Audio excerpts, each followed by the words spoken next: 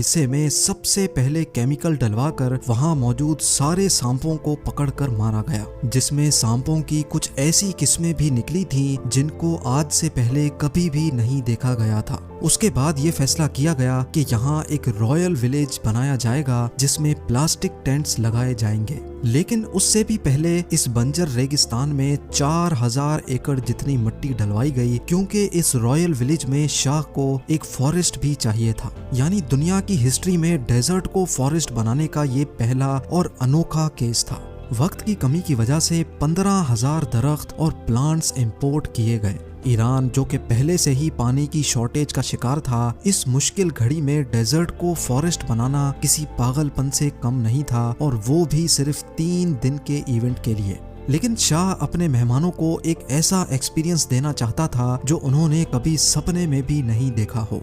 महीने भर के अंदर ये फॉरेस्ट भी तैयार हो गया और इसमें खुशबूदार फूल भी लग चुके थे, लेकिन वो फीलिंग नहीं आ रही थी जिसकी शाह को ख्वाहिश थी। उस फीलिंग को पूरा करने के लिए शाह मोहम्मद ने वो कदम उठाया जिसने एक बार फिर से दुनिया को हैरान कर दिया था। पूरे 50,000 सॉन्ग बर्ड्स और 20,000 स्पैरोज यूरोप से इंपोर्ट करके ईरान मंगाए गए, जिनको उस फॉरेस्ट के अंदर छोड़ा गया। ज्यादातर बर्ड्स इवेंट से पहले ही मर गए, क्योंकि आखिर ये था तो डेजर्ट ही। इस रेगिस्तान में एलीट गेस्ट को रहलाने के लिए पेरिस की एक कंपनी के साथ कॉन्ट्रैक्ट किया गया, जिन्होंने यहाँ एयर कंडीशनड लग्जरी स्वीट्स बनाने का काम शुरू कर दिया।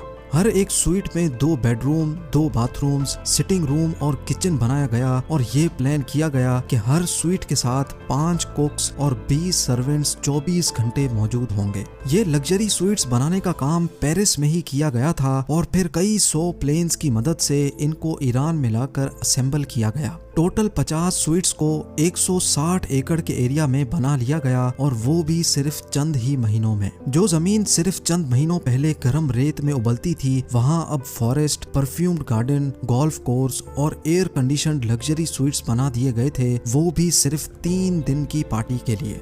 लेकिन मामला अभी यहाँ खत्म नहीं हुआ था, क्योंकि रेगिस्तान के इस हिस्से तक इतना सारा सामान पहुंचाना काफी ज्यादा मुश्किल था। इसी वजह से शाह ने यहाँ से तकरीबन 50 किलोमीटर की दूरी पर न सिर्फ एक पूरी एयरफील्ड बनवाई, बल्कि एक खास हाईवे भी कंस्ट्रक्ट करवाया जो एयरफील्ड से साइट तक सामान लाने में काम आता था। पार्टी में पेश किए जाने वाले खानों के लिए शाह ने दुनिया के सबसे बेस्ट रेस्टोरेंट्स के साथ डील की। ये रेस्टोरेंट मैक्सिम्स डी पेरिस था, और डील की वजह से मैक्सिम्स ने अपना रेस्टोरेंट पूरे 2 हफ्तों तक बंद किया, और अपने शेफ्स, वेटर्स और कुकिंग इक्विपमेंट को पार्टी से 10 दिन पहले ही एडवांस में भेज दिया था। खाने में